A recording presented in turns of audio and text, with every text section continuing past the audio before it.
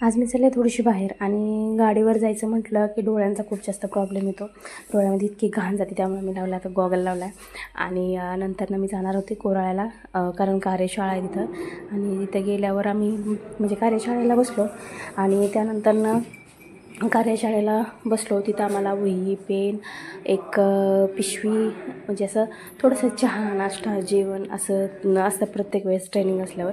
आणि त्यानंतर हे त्याने फीडबॅक फॉर्म दिला, तो फॉर्म भरून दिला. आणि त्यानंतर म्हणजे हा फॉर्म एकदम सोपा होता, पण त्यांनी कसं काम केलं आहे ते दाखवायचं होतं. आणि हे आम्हाला असे प्रशिक्षण सारखं असतं आणि त्या प्रशिक्षणाला जावं लागतं, सर्टिफिकेट मिळतं.